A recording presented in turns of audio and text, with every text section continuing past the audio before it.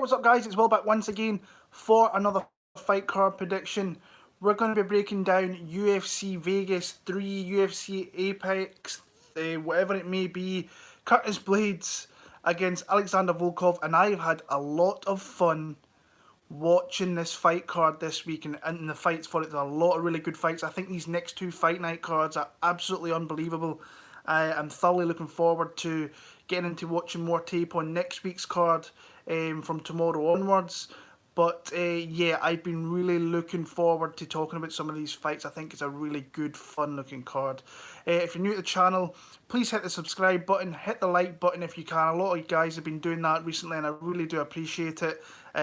But just when I was looking through my analytics, I'm seeing that 50% of my viewers for all my videos are not subscribing. So if you could just subscribe and help grow the channel, it'd be so good.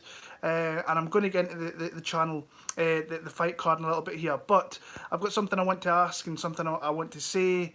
A couple of years ago, if you've been around long enough during my predictions, there was some local charities in my area that were really affected, and I was trying to make some money for them. So I made a personal donation to my to these local charities. But during this whole coronavirus, there's been a couple of charities locally that have really struggled with fundraising. They're losing out in £20,000-30,000 of fundraising with this not being able to do anything pretty much.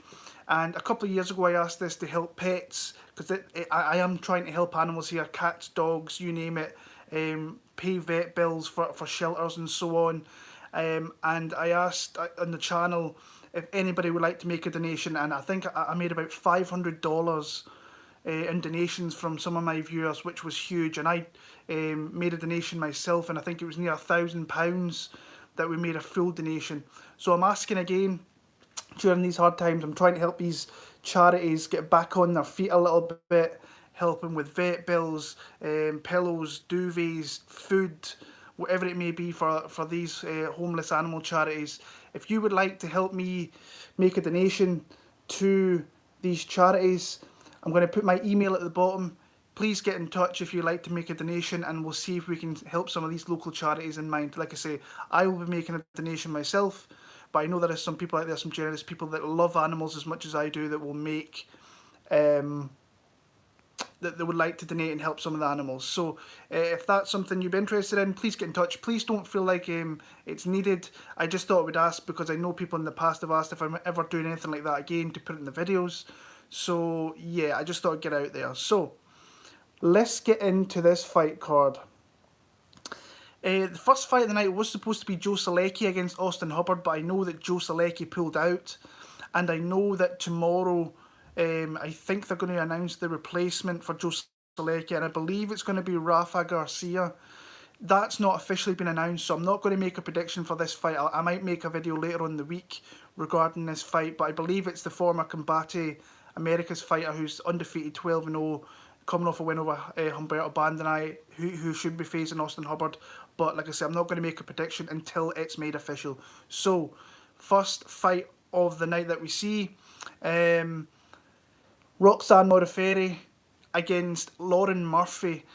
Really close fight in my opinion. Two kind of stalwarts of the kind of women's MMA side. They've been around for a little bit, especially in Roxy's side there, and she's coming off an absolute massive win over Macy Barber, who obviously had all the hype in the world, and she came out there. Macy, I think, blew her ECL or her MCL, and was really kind of disabled in the fight. But the veteran savviness of Roxanne Modafferi really came out there, got some takedowns, and was just able to kind of hold her there, pass at the right times, and just put the vet kind of lesson on her. And that's what someone like Macy Barber was kind of needing. She was it was just a hard fight for her, and obviously getting an injury, it was not helping. But that's a massive win for someone like Roxanne Modafferi, and her wins recently, she's been doing stuff like that, like getting takedowns and holding the girls there, and she did that. I can see you guys in the chat. I see you guys there. I appreciate you. She did that against Antina Shevchenko, got her down, dominated her in there. I don't think she can do that to Lauren Murphy. Now, Lauren Murphy, in my opinion, is coming off an absolute highway robbery against Andrea Lee. When I was watching that, I was like, that's it. Not close, but I was pretty confident that Andrea Lee was going to win that fight. And then when they read Lauren Murphy's name, I must admit I was greatly, greatly surprised. With that one there. She's a tough girl. She is. She's a really tough girl. She was getting kind of out hit on the feet by Andrea Lee, which is probably her better skill set. But she timed in some really good takedowns in that fight, and kind of I can see why it was close. I just thought it was pretty clear that Andrea Lee won that fight. Even her last win, that was a beautiful finish. Maria Barella, she came out, won the first round. Lost the first round, won the second round, and then got the TKO in the third round there. That's a nice win to have. And then before that, she had the loss to Sijara Eubanks, and she had the very close win against Barb Honchak, which some people thought Barb Honchak won that fight. But like I say, I'm seeing some people just reading through Twitter and Reddit today that are pretty confident in Roxanne Modafferi. I've never been confident in Roxanne Modafferi. I'm not going to start now, even though she's coming off a pretty big win in a lot of people's eyes. I'm going to go Lauren Murphy in another very close fight. I think she's going to struggle to get someone like Lauren Murphy to the ground. I think on the feet, I think Murphy's just a little bit better, and Modafferi is just very, very hittable. So I'm going to pick Lauren Murphy. I think she's an underdog right now. I won't be betting that fight, but I am going to pick Lauren Murphy in that one there. Lightweight division, this is a really good fight. And this is one I initially thought about betting probably last week when he was an underdog. But it's Frank Camacho against Matt Frevola. And Matt Frevola was the guy I was thinking of betting. And as you could probably tell, I'm going to be picking him in this fight here. I like his style. I think his previous opponents were actually harder fights than what Frank Camacho is. I think he can control the fight in a lot of different areas here, as long as he kind of avoids the power of someone like Frank Camacho, because that's kind of what he's known for, is his big, heavy power. And what I liked about his last fight and his last win against Nick Hine, now taking away Nick Hine retired from the sport pretty soon afterwards, was just his body work, him mixing it up a little bit.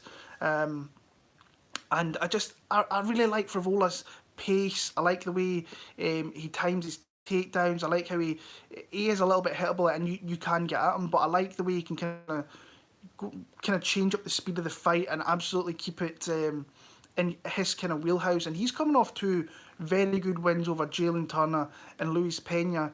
Like I said, I think they were harder fights than what Camacho is. I think that Camacho's very, very hittable. I think he can get him to the ground, even though Camacho has shown that he's got a little bit of fairly decent takedown defense, but he is a guy that you can accumulate a lot of strikes on, and you can hurt him through that.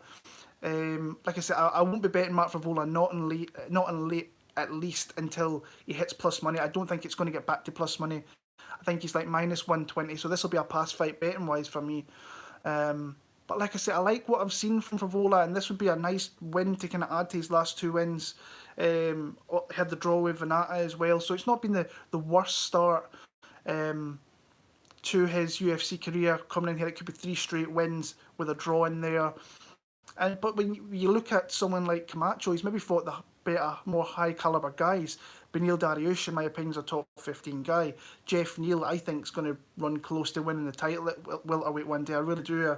I think that highly of him as a fighter.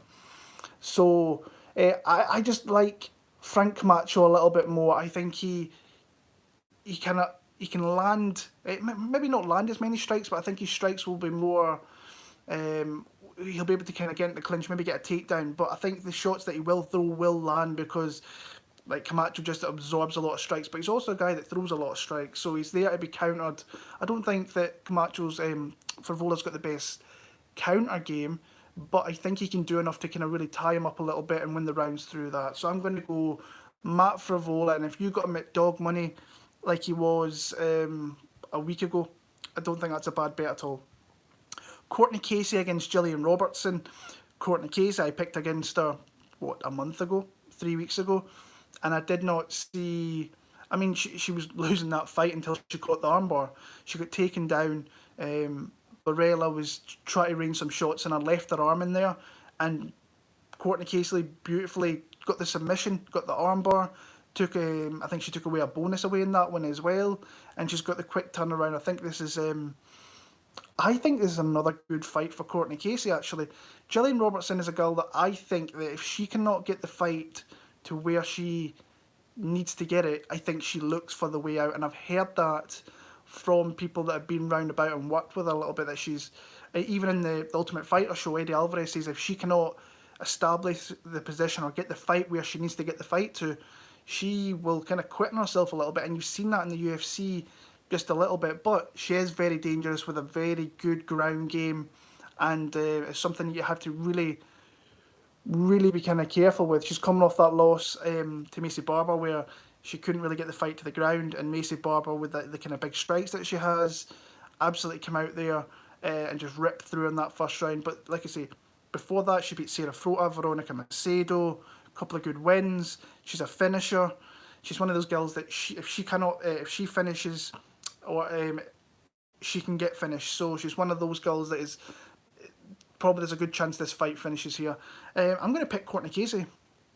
I don't think she's going to get the position to on the ground or wherever it may be, and I think that she will start to fade a little bit. I think Cortney Casey's just meaner. She can strike better, and I think she's got enough of a ground game to kind of stay out of Gillian Robertson's kind of nasty parts of the fight, which is being caught in kind of submission grappling. And if she can survive that, I think she beats Gillian Robertson. So I'm going to take Cortney Casey. I'm actually going to take her via stoppage in kind of the end of round number 2, maybe early round number 3. But I've got Cortney Casey to continue her jump up to 125 and maybe make a statement in that division coming forward. So she's an underdog again. The girl fights in this one are all very, very close in my opinion. So yeah. Next up, Marc-Andre Barriault against Oskar Piechota. One of these guys just needs to win the fight, or the UFC 10 years over. You're seeing they're kind of keeping a couple of these guys around. They did it with De La Rosa, lost the last 3 fights. But they're keeping them around, especially during this time here where people are not everybody's accepting fights, but these guys obviously are. And to be fair, I've not been impressed with kind of either guy. I had high hopes when Piechota came into the UFC. Obviously, came through Cage Warriors and knocked out Jason Radcliffe there. Started off really well, got some wins. Tim Williams, Jonathan Wilson, not household names, not in the UFC anymore. Then got the jump up against Jeremy Mearshart. And I was actually alerted this by a very, very sharp mind who watches a lot of fights, bets on a lot of fights. And he's just like, just watch the last 3 fights, his losses. And this guy cannot take a step forward. He is getting pushed back predominantly the whole entire fight. You watch even the Jeremy Mearshart fight, who's not known as a heavy output striker or even dangerous with his striking. It's getting there, but he is getting pushed back and he's getting dominated through pressure pretty much. You've seen that with Rodolfo Vieira one. To be fair, Vieira is an absolute savage on the ground, very kind of new at the sport, and a tough fight. Then he got absolutely poleaxed by Puna Soriano, who absolutely caught him with a mean shot over the top, knocked him out in the first 90 seconds of their fight. So the guy does not take being pressured well. He's supposed to be a Robert Drysdale black belt, but he's been submitted. You take the Vieira one away because he is an absolute beast on the ground, and Jeremy Mearshart, most of his wins come via submission. So, but he's been stopped and he's taken a lot of punishment in these fights here. And you look at Barriault, and he's not been impressive in the UFC at all, in my opinion. I think he's had some tough fights, but when you come from TKO where you've won belts there, you're expected to kind of get tough fights. Fought hard against Andrew Sanchez, fought hard against Krzysztof Jotko, and in the Jung Park fight, he was like taken down, which was a little bit of a surprise to me. I thought he'd be able to keep the fight in the mat up in the feet a little bit, and he got taken down like 4 or 5 times in that one there. And he's a guy that can pressure though, and he's got some heavy hands, and if he can put those hands on Piechota, he could absolutely knock him out. I think he can probably knock him out. I don't feel confident in Piechota. I'm not going to pick him in this spot. and I'm going to pick the underdog again. I'm going to go with Marc-Andre Barriault to keep his job in the UFC. Whether he sticks around is another question, because since he's come in, he's not looked great, but he's tough, and he sticks in the fight, and he will fight till the bitter end. And if he can land some big shots here, I think Piechota will fold over a little bit, and he could possibly get a stoppage. But I've got Marc-Andre Barriault. I'll maybe take him via decision, but a stoppage is definitely there for him if he can find the right type of shots. Women's strawweight division, we've got Tecia Torres against Brianna van Buren. I had a lot of fun looking into this fight because personally for me, I think the betting line's off. I don't understand how Brianna van Buren is minus 220 in this spot, coming from Invicta, winning the Phoenix, the Rising Phoenix series, whatever that may be. And then she got, to be fair, it's a really good win over Livia Souza, but I think Livia Souza fought a really bad fight. And like, she's getting teed off on, like, Van Buren's 5 foot tall. She was spamming the kick to the body, trying to push her against the fence, and kind of letting her just get takedowns on her at kind of opportune times, really. So, but what she is she's got decent output. It's Van Buren. Like I said, I thought she was okay. I'm not super impressed. I still need to see more out of her, but she had a high output, and I really liked that. And Souza was really throwing nothing back to really counteract what was going on there, and she was getting some takedowns. But in that fight also, you seen that Livia Souza, she blasted through on a double leg, I think maybe once, maybe even twice in that one there, and got some takedowns. If you go back and watch the entirety of Brianna van Buren's career, she can be taken down and she can be controlled against the fence here. When you got someone like Tecia Torres, who I think needs to go back to when she first kind of came into the UFC, or even into Tough, coming through Invicta, she was kind of keeping that Taekwondo, karate kind of stance, keeping it at distance, really not throwing much output, but making the output work when she does throw it, landing what she's throwing, and that's what she did. But when you move to the UFC and you see the evolution of the divisions and the women that are coming into the UFC, she has faced, like, you look at the people she's lost to. I mean, she's lost 4 straight. I can see why the UFC would keep someone like Torres around here. She could be just like a stepping stone for Van Buren here. But when she's faced this kind of caliber opposition, your Juliana Limas, your Beck Rollins, I think Van Buren is better than them. She's obviously beat Juliana Lima. But you look at her, like, the row of people she's been fighting, this is a clear step down. Andrade, Jędrzejczyk, Zhang Weili, that is champions there. And Marina Rodriguez, I think, is a top 5 girl in that division as well. And she just got kind of beat up in that fight. But she's always competitive. She's never really out of the fight. She's just never really looking dominant at any parts of those fights in that one there. But like I said, I had a lot of fun looking at Tecia Torres, Brianna van Buren's previous fights, because you go back and watch Amy Montenegro fight. I think that was maybe her second loss of her career, but she was getting pushed against the fence, and I was surprised that she was being. I know Montenegro was bigger physically, but I'm surprised she wasn't able to establish underhooks and reverse the position to get her back off the cage, and that's what really ultimately lost her the fight in that one there. I like Tecia Torres, actually, and I've bet Tecia Torres already. I bet her late last night. I was watching before the fights, and I think her line was a little bit higher earlier on the week, but I bet at plus 180. I think this has all the makings of being a very close fight, where both girls are going to have times where they will be in the fight very, very closely. I think it'll be very close strike differential. I think that will be, like I say, super close. I think both girls can be taken down. I think Brianna's the stronger fighter. I think Tecia Torres has got a really good grappling game herself. Not that we've really seen too much of it. She's kind of been taken down a couple of times. Zhang Weili's too strong. Jessica Andrade's too strong.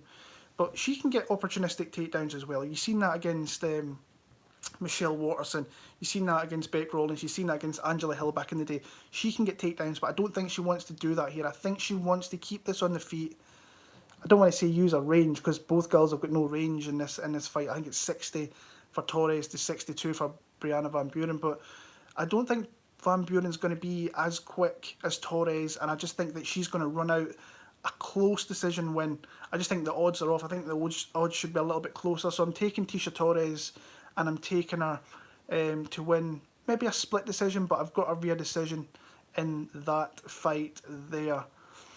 Clay Guida against Bobby Green. This fight was made earlier on this week here, and it's hard to really kind of feel confident in either guy there. But I would rather go with someone like Bobby Green, who I believe is quicker. He's more fleet-footed. He moves his feet, moves his stance a little bit more. I think he's faster. And I was when I watched the Clay Guida fight against BJ Penn, I was like, dude, he is slow. And even against BJ Penn, he was, I don't want to say he was struggling, but he was making that fight kind of closer than it really needed to be. Even though he won unanimously, I should say that. But he was absorbing some strikes, which he shouldn't really be taking against BJ Penn at that spot in his career. Then obviously lost to Jim Miller, got submitted very early on in that fight. And I mean, he's fighting tough guys still. Lozon, Charles Oliveira, Jim Miller's a game guy, Eric Koch. But yeah, Bobby Green, I mean, he's, and I've said this before in videos right throughout my times of predicting fights in here, the guy is just a little bit of a head case that you don't know what kind of type of fighter's going to show up. When he does show up, I think he's very dangerous, and I think he's got a lot of good skills. He can throw a lot of output. You saw in the Drakkar Close fight, even though he lost, he had a lot of output, landed a lot of strikes there. The Eric Koch fight, threw a lot of output there. I think that he can stop takedowns. I think he's got fairly decent takedown defense. I just think he's going to be too quick for Clay Guida. So I'm going to take Bobby Green. Not confident, honestly, because the guy and Bobby Green doesn't fight that often. He really doesn't win fights that often either. So he's lost 5 of his last 6, or 6 of his 1, 2, 3, 4. He had a draw against Venata in there. So yeah, 5 of his last 6 he's lost, or 4 of his last 6, sorry. But yeah, it's hard to be confident. I'm going to pick Bobby Green. Yeah, I'm going to pick Bobby Green via decision, but like I say, I'm not confident in that fight at all there. So moving on to the main card, this is another fight that was made earlier on this week. Now we're nearly into Monday morning here in the UK, but Jim Miller against Roosevelt Roberts. I thought they would have matched Roosevelt Roberts up with someone else, but I can see what the UFC are doing by giving him a guy like Jim Miller here. Everything really on the side of Roosevelt Roberts, if you ask me here, except for the gargantuan UFC experience and the ground game, the dangerous kind of jiu-jitsu game that Jim Miller kind of brings, and that's what he's still got. But you can't really rest on your laurels against someone like him, because you saw in the Alex White fight that people were writing him off. He comes out there, wins in the first round.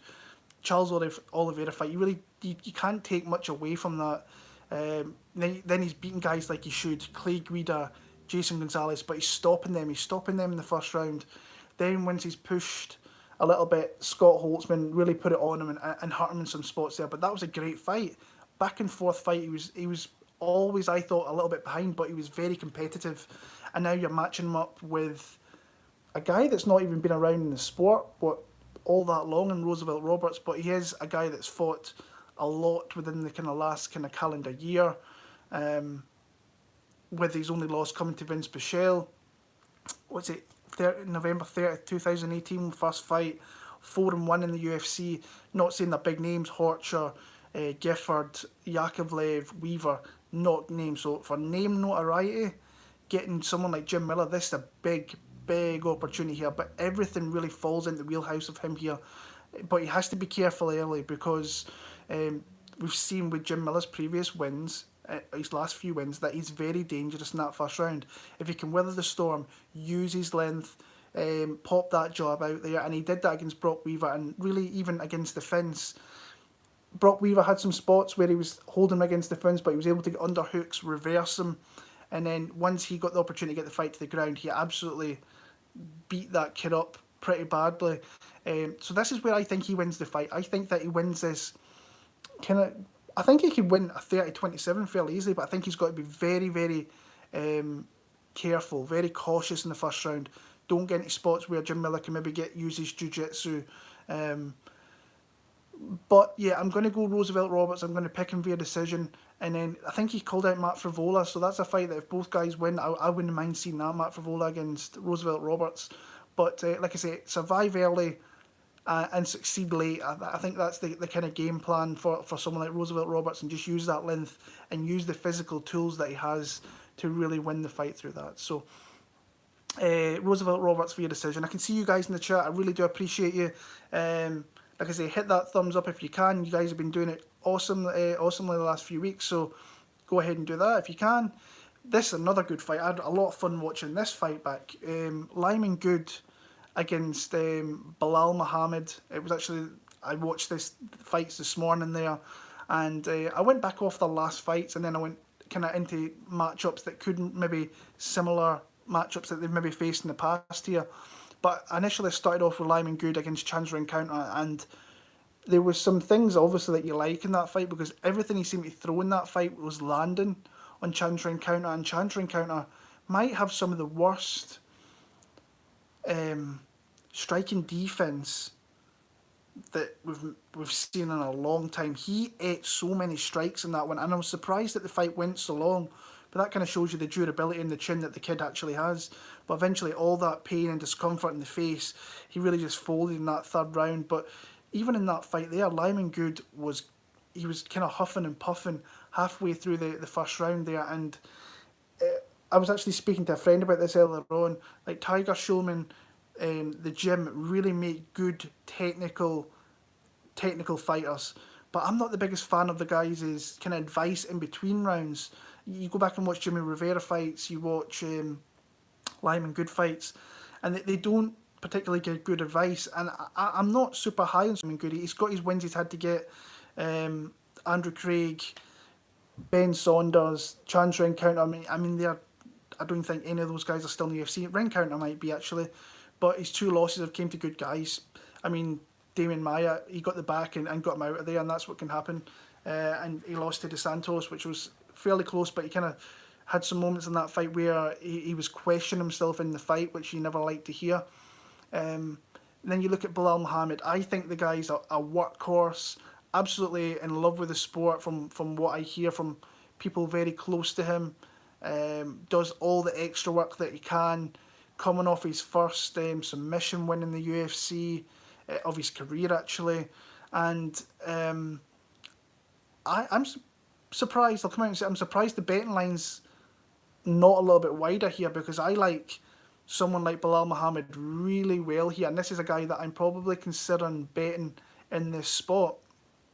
I think that he does take kind of some unnecessary shots. You saw that in the Sato fight, but he eats them fairly well. We've only seen really finished ones by Vicente Luque, which was just a devastating knockout. But he does, to be fair to Lyman Good, he does probably land a little bit more than Belal, but Belal, I think, over a 15-minute fight will just smother him a little bit. I think he will mix it up when he needs to as well. And I've never been on the Lyman Good kind of hype train. There's some people out there that talk about the guy really highly. I think that initially, I think it will kind of be close, but I think as the rounds go on, I think Belal Muhammad will start to accumulate takedowns. I think he will just land more. I think that someone like Lyman Good really needs to hurt someone like Belal Muhammad to really kind of make this close. And I just don't see it. I just see that the output, the work rate of Belal Muhammad really just coming to the forefront here and just kind of drowning Lyman Good a little bit there. And like I said, I really enjoyed the Sato fight. He had some spots there where he was trying to get takedowns. Sato was showing really nice judo hips, was really hard to get down. To be fair to Sato, he got a nice takedown on Belal Muhammad, but once he got that opportunity to get the choke, and then they adjusted, and he locked that choke in straight away, got a beautiful submission there in Abu Dhabi. I like Belal Muhammad. I'm probably, I'm going to have to kind of consider maybe betting Belal Muhammad, because I can see people maybe betting him up a little bit, so he's like minus 137 over here in the UK. Quite like that number. Obviously, would like less. If we could get -125, I think that'd be great. But I'm going to take Belal Muhammad. I'm going to take him via decision in that fight there. Raquel Pennington against Marion Reneau. I'm struggling with this fight a little bit. Initially, I was on Marion Reneau, but I think I've maybe went to the other side here, Raquel Pennington, because I think Rocky has the better boxing. Marion Reneau, I think, is very dangerous on the ground, but I think she's a little bit of a guard player down there, where you can get in her guard and she's very kind of comfortable off her back and letting you have kind of advantageous positions. But once she reverses positions, she is very dangerous, and once she can get into a mount position, she can rain all sorts of kind of heavy ground and pound here. And her age has got to start coming into full effect. Someone in the chat there just said she's fighting on her birthday. I think she's going to turn 44, which is super kind of old for any of the ladies divisions. But she did come into the sport really, really late. You can see she puts in a lot of work during that. So, yeah, I don't know. I've not been super impressed with her recently. You had someone like Yana, who was really keeping her at the end of the jab there, was really busting her up a little bit. Katzengano took her down numerous times and just avoided getting submitted in that one. And her last win came over 2 years ago against Sarah McMahon, where that was a fight I broke down to a T as well, actually. Sarah McMahon came out super strong, faded in the second round. She got the submission. But Rocky, it's hard to really be confident in Rocky because she's a 500 fighter. You look at her record, I think she's 10-9, so she's a little bit above 500. So yeah, and I thought she lost the Aldana fight, so she could easily been a 500 fighter or even less than that. So I'm going to pick Raquel Pennington. I think she used her boxing a little bit more. I think it's just a scrappy fight. Dana White seems to love Raquel Pennington. He always puts her high up on cards. I don't understand it myself. I'm going to take Pennington, which is going to be one of my least kind of favourite picks on the card, honestly. What a great co-main event. I'll tell you what, I've been going seriously back and forth with this fight. And last week, actually, or earlier on this week, I should say, I was like this close to betting Josh Emmett at plus 130. And when you watch the tape on these two, like there is some gaps that you see obviously in Shane Burgos that someone like Josh Emmett could absolutely exploit, because the one thing with Shane Burgos is he drops his hands really badly, which opens it up at any time against someone like Josh Emmett here to knock him out. And that's what Josh Emmett is all about. Raw power, and the guy throws absolute nuclear missiles at all times at the fight, so you're never in an easy spot here. And that's who I was going to bet. I was going to bet Josh Emmett in that spot, but today I went back, watched some more fights, and I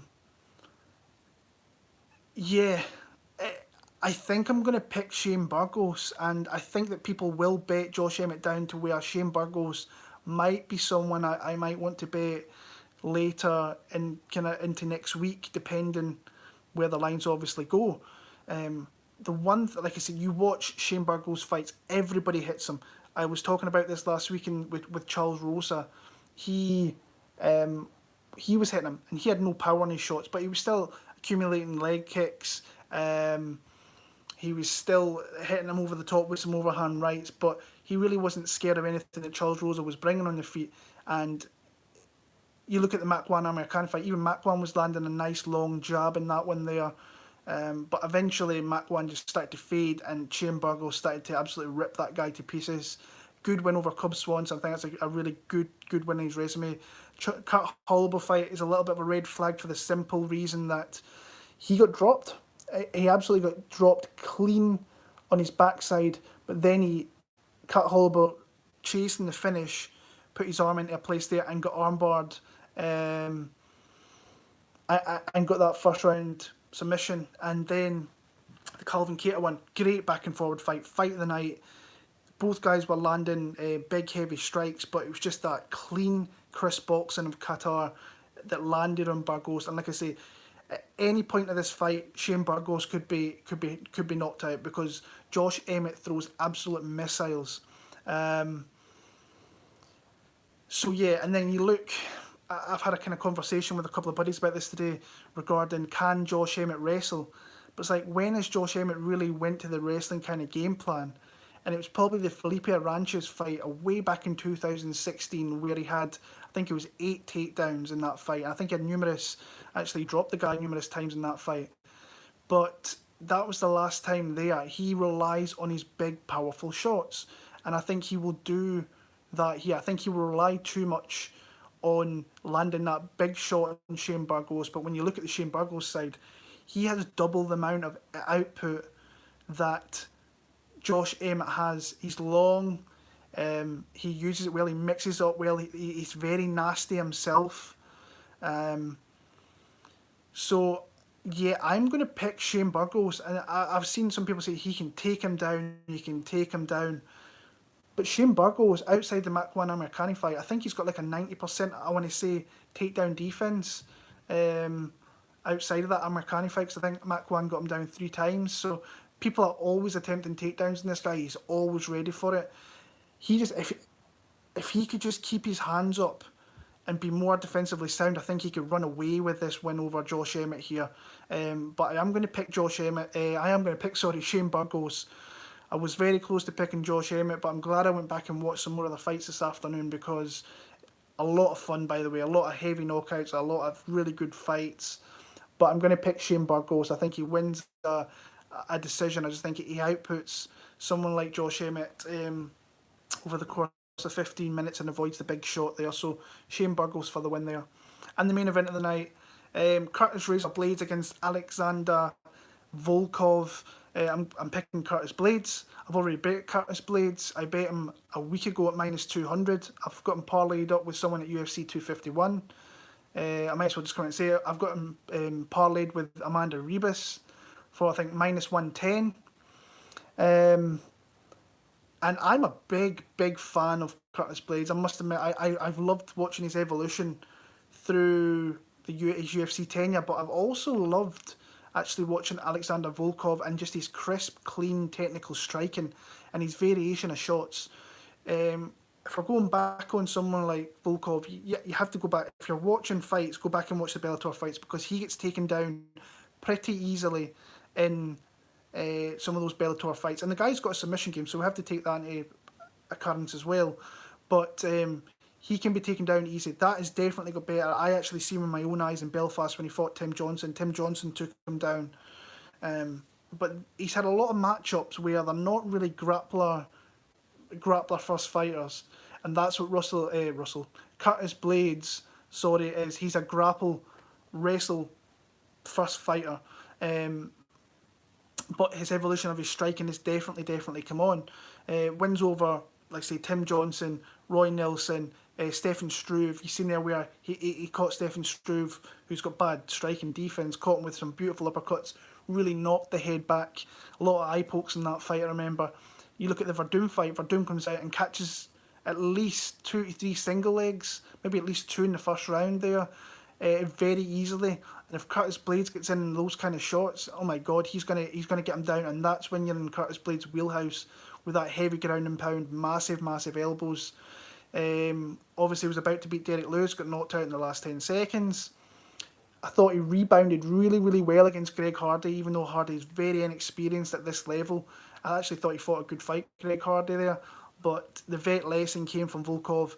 Beautiful shots, variation of strikes, like I was saying, footwork, switching stances, and just gave the vet lesson.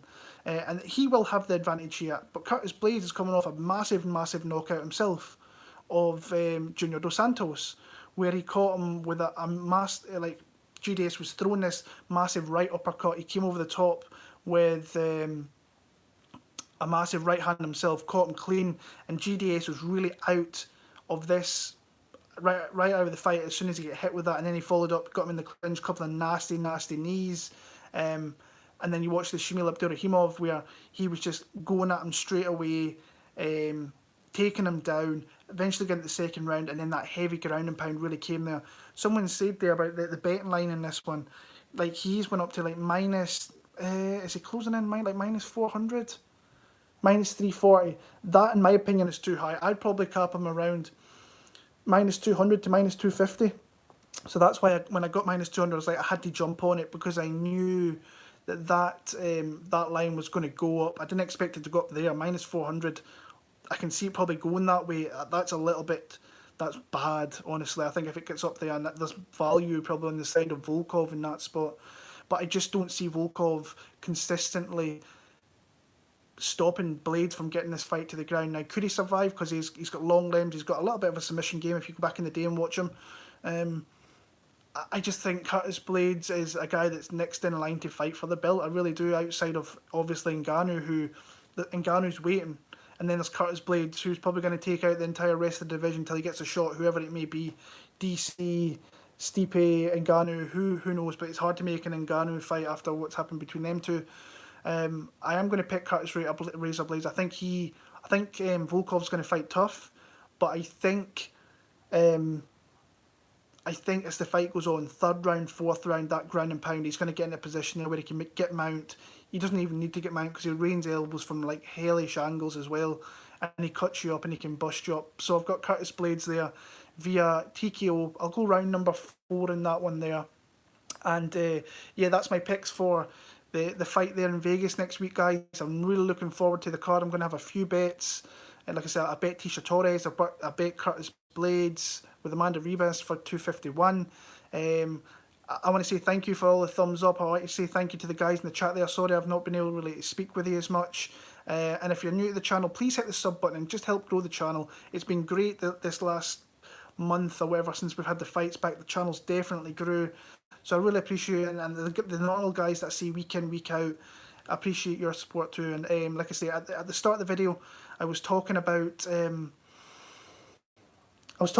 animal charities. If you would like to help me, like I said, I'm going to make a donation to these animal charities.